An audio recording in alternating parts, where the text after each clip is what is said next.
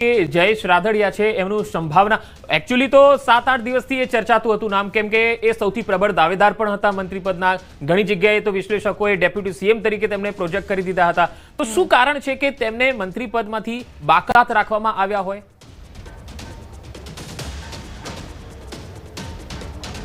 જી બિલકુલ, આમાં બે શક્યતા જે છે તે સેવવામાં આવી રહી છે. આમ જોવા જઈએ તો સૌરાષ્ટ્ર જે છે તે લેવા પટેલ સમુદાયના લોકોનો ગઢ ગણાતો હોય છે. જ્યાં લેવા પટેલ સમુદાયના લોકો જે છે તે મોટા પ્રમાણની અંદર વસવાટ કરે છે અને તેના કારણે જ જીતુ વાઘાણીને લેવા પટેલમાંથી આવે છે અને તેમને ઉતારવામાં આવ્યા છે. એટલે કે ફરીવાર તેમને ચાન્સ આપવામાં આવ્યો છે. એટલે કાં તો એવું થઈ શકે કે જયેશ રાદડિયાને ડામવા માટે થઈને જીતુ વાઘાણીને અપ કરવામાં આવ્યા હોય તે પ્રકારે લાગી રહ્યું છે. સામે કૌશિક વેકરિયા જે છે તે પણ લેવા પાટીદાર સમુદાયમાંથી આવે છે અને તેના કારણે તેમને અપ કરવામાં આવ્યા હોય તો નવાઈ નથી. એટલે કે આમ આ બંને ચહેરાને ઉતારવામાં આવો તો પેલો ચહેરો દબાઈ જાય.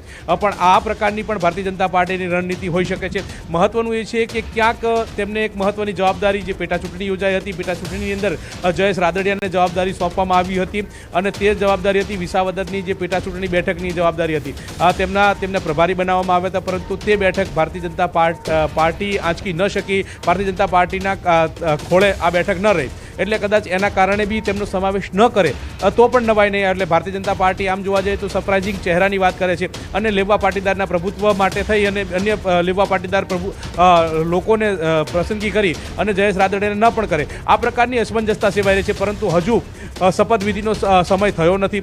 ત્યાં સુધી હજી ત્રણેક નામ આવવાના બાકી છે, પરંતુ અત્યાર સુધી ગૌતમ જે નામ આવ્યા છે તેમાં વિસ્તાર આધારિત આપણે વાત કરીએ, ઉત્તર દક્ષિણ સૌરાષ્ટ્રની આપણે વાત કરીએ તો ઉત્તર ગુજરાતમાંથી ઋષિકેશભાઈ પટેલ, વિસનગર મહેસાણા કડવા પટેલ છે, જે આપણે પહેલા પણ ચર્ચા કરી ચૂક્યા હતા અને જે મોહર બાકી છે. પીસી પરંડા અરવલ્લી એસટી સમાજમાંથી આવે છે, પ્રવીણ માળી ડીસામાંથી, બનાસકાંઠા ઓબીસી સમાજમાંથી આવે છે. આપણે વિસ્તાર એક એક બાયફર્ગેટ કરીશું. તો ઉત્તર ગુજરાતમાંથી આજે 3 નામ છે, તેને લઈને શું કહેશો?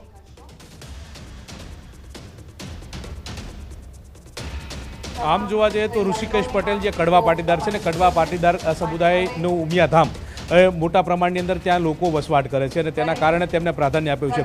આમ જોવા જઈએ તો ઉત્તર ગુજરાતના મુખ્યમંત્રી પણ છે. મૂળ અમદાવાદમાં વસવાટ કરે છે, પણ તેમનું જે નિવાસસ્થાન, જે તેમનું વતન જે છે તે ઉત્તર ગુજરાતનું છે. એટલે તેના કારણે પણ આમ જોવા જઈએ તો બંને મહત્વના પદ ઉપર આ જવાબદારી જે છે તે સોંપવામાં આવી છે. એટલે કે આ એક બાયફિકેશન જે છે તે જોવા મળ્યું છે. સાથે તે માળી સમુદાયનો મોટા સમુદાયની અંદર લોકો ત્યાં વસવાટ કરે છે અને અગાઉ પણ અન્ય નાના સમુદાયને સાથે લઈને ચાલવાની પ્રવીણ માળીની જે નીતિ રહી છે અને તેમાં પણ તેમણે કાઠું કાઢ્યું છે. ડીસાની અંદર તેમને આ પ્રતિનિધિત્વ મળ્યું છે. શશિકાંત પંડ્યા જ્યાંથી બ્રાહ્મણ સમુદાયમાંથી ચહેરો હતો, તેઓ ત્યાં ધારાસભ્ય તરીકે ચૂંટાતા હતા અને તેમના સ્થાને પ્રવીણ માળીને ઉતારવામાં આવે છે. પ્રવીણ માળી પણ પહેલી ટર્મના ધારાસભ્ય છે અને તેમને જ આ પદ મળ્યું છે. એટલે કે ક્યાંક ડીસાની જનતા જે છે તેને રીઝવવા માટેનો પણ પ્રયાસ હોઈ શકે, બનાસકાંઠાની જનતાને પણ રીઝવવાનો પ્રયાસ હોઈ શકે છે. કારણ કે નાના સમુદાય ત્યાં મોટા પ્રમાણની અંદર દરજી સમુદાય હોય, પંચાલ સમુદાય હોય કે પછી માળી સમુદાય હોય કે પછી અન્ય કોઈ ઓબીસી સમુદાયના નાના સમુદાય હોય, તો તેને રીઝવવા માટે થઈને ચહેરા ઉતાર્યા હોય તે પ્રકારે લાગી રહ્યું છે. એટલે કે આમ ઋષિકેશ પટેલ જે અંતે ભૂપેન્દ્ર પટેલની સરકારના વિસ્તરણના સસ્પેન્સ પરથી પડદો ઉંચકાઈ ગયો છે. નવા વર્ષથી ગુજરાત સરકારનું હશે નવું મંત્રીમંડળ. આવતીકાલે ભૂપેન્દ્ર પટેલ સરકારનું વિસ્તરણ થશે. દિલ્હી દરબારમાં મેરેથોન બેઠક બાદ મંત્રીમંડળના વિસ્તરણનો ગંજીફો છપાયો હતો. આવતીકાલે સવારે 11:30 વાગે મહાત્મા મંદિરમાં શપથ સમારોહ યોજાશે. રાજ્યપાલ આચાર્ય દેવવ્રત તમામ મંત્રીઓને શપથ લેવડાવશે. ભૂપેન્દ્ર પટેલ સરકારના નવા મંત્રીમંડળનું કાઉન્ટડાઉન શરૂ થઈ ગયું છે. ભૂપેન્દ્ર પટેલે મુંબઈથી આવ્યા બાદ તમામ ધારાસભ્ય અને મંત્રીઓ સાથે બેઠક કરી હતી અને મવડી મંડળના નિર્ણયની તમામ મંત્રીઓને જાણકારી આપી હતી. બાદમાં ભૂપેન્દ્ર પટેલ સરકારના તમામ મંત્રીઓના રાજીનામા લેવાઈ ગયા છે. સીએમ ભૂપેન્દ્ર પટેલ સિવાય હાલ તમામ 16 મંત્રીઓના રાજીનામા લેવાયા છે. હવે મોડી સાંજે સીએમ નવા મંત્રીમંડળનું લિસ્ટ રાજ્યપાલને સોંપશે અને આવતીકાલે સવારે 11:30 વાગે નવી કેબિનેટ શપથ લેશે, જેમાં ભાજપ રાષ્ટ્રીય અધ્યક્ષ જેપી નડ્ડા અને કેન્દ્રીય ગૃહમંત્રી અમિત શાહ હાજર રહેશે. જે ધારાસભ્યો મંત્રી બનવાના છે તેમને રાત્રે 11 વાગ્યાથી ફોન કરાશે. રાત્રે 11 થી 2 વાગ્યા વચ્ચે જગદીશ વિશ્વકર્મા કે રત્નાકરજી ફોન કરશે. તો દાદાની નવી ટીમમાં જૂના ચહેરાને મળી શકે છે સ્થાન. ઋષિકેશ પટેલ, હર્ષ સંઘવી, પ્રફુલ્લ પાનસેરિયા, પરસોત્તમ સોલંકી અને કુંવરજી બાવળિયાને ફરી મળી શકે છે તક. ત્યારે શપથવિધિ માટે મહાત્મા મંદિરમાં તૈયારીઓ જોરશોરથી ચાલી રહી છે. સુરક્ષા વ્યવસ્થા કડક રાખવામાં આવી છે અને રાજકીય મહેમાનોના આગમનની પણ પૂરી તૈયારીઓ કરાઈ રહી છે. બીજી તરફ નવા મંત્રીમંડળમાં નાયબ મુખ્યમંત્રીના સમીકરણો પણ બની શકે છે. નવું મંત્રીમંડળ પૂર્ણ કદનું 27 સભ્યનું હોય એવી શક્યતા જોવાઈ રહી છે. બીજી તરફ નવા મંત્રીમંડળમાં સૌરાષ્ટ્રનું જોર વધી શકે છે. જયેશ રાદડિયા અને જીતુ વાઘાણીને કેબિનેટમાં સ્થાન મળવાનું નિશ્ચિત મનાઈ રહ્યું છે. ઉપરાંત ઉત્તર ગુજરાતમાંથી પણ ઠાકોર સમાજને સારા ખાતા મળી શકે છે, જ્યારે દક્ષિણ ગુજરાતને આ વખતે પ્રમાણમાં થોડું ઓછું મળવાની શક્યતા છે. અત્યારે મંત્રીમંડળ વિસ્તરણ કરવાનું કારણ શું છે તેની વાત કરીએ તો 3 વર્ષથી મંત્રીમંડળમાં એક પણ ફેરફાર કરાયો નથી. આ વખતે ભાજપ પહેલીવાર 162 બેઠક જીત્યું છે, એટલે તમામ જ્ઞાતિને પ્રાધાન્ય મળે તે સરકારનો ઉદ્દેશ્ય છે. બીજી બાજુ 2027ની ચૂંટણીને ધ્યાનમાં રાખીને મંત્રીમંડળમાં ફેરફાર કરાશે. કેટલાક મંત્રીઓના વિરોધમાં લહેર ખાડવા પણ પ્રયાસ છે.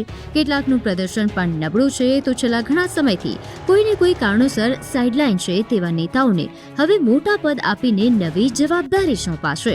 વધુ ડેમેજ અટકાવવા માટે પણ કેટલાક જૂના જોગીઓને પણ ફરીથી તક મળી શકે છે. એક તરફ મંત્રીમંડળના વિસ્તરણની તૈયારીઓ થઈ રહી છે, બીજી તરફ ભાજપમાં ગાબડું પડ્યું. ડાંગના પૂર્વ ધારાસભ્ય મંગળ ગાવિતે ખૂબ જ ટૂંકા સમયમાં ભાજપને રામ રામ કહી દીધું. કમર છોડીને પંજાનો હાથ પકડ્યો. અમિત ચાવડાના હસ્તે ખેસ પહેરીને કોંગ્રેસમાં ફરી ઘર વાપસી કરી. મંગળ ગાવિત મોટી સંખ્યામાં પોતાના સમર્થકો સાથે કોંગ્રેસમાં જોડાયા. ભાજપના સક્રિય કાર્યકર દીપક પિલડે અને લાલભાઈ પણ કોંગ્રેસમાં જોડાયા. તો લાલભાઈ જિલ્લા પંચાયત સભ્ય અને અગ્રણી વસંતભાઈ કોંગ્રેસમાં જોડાયા. મંગળ ગાવિત કોંગ્રેસમાં જોડાતા કાર્યકરોમાં નવો ઉત્સાહ જોવા મળ્યો. આ તરફ અરવલ્લી જિલ્લામાં શંકરસિંહ વાઘેલાની પાર્ટીના પ્રમુખે કેસરીયો ધારણ કર્યો. હર્ષદસિંહ મનુસિંહ રહેવર ભાજપમાં જોડાયા. પ્રજાશક્તિ ડેમોક્રેટિક પાર્ટીના અરવલ્લી જિલ્લા અધ્યક્ષ હતા હર્ષદસિંહ. તેમણે ધનસુરા ભાજપ કાર્યાલય ખાતે કેસરીયો ધારણ કર્યો. ભીખાજી ઠાકોરે ખેસ પહેરાવી ભાજપમાં આવકાર્યા.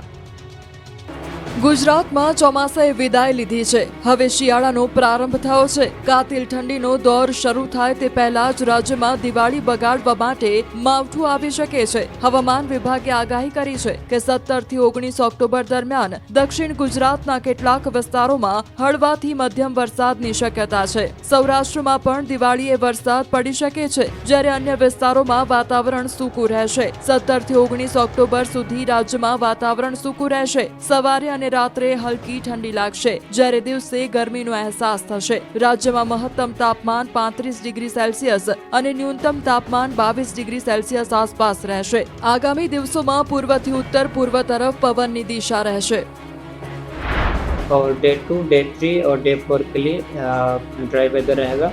उसके बाद डे 5, डे 6 और डे 7 में नवसारी, वलसाड़, दमन, भद्रा, नगर हवेली और तापी डैम के लिए लाइट टू मॉडरेट रेन का पूर्वानुमान है.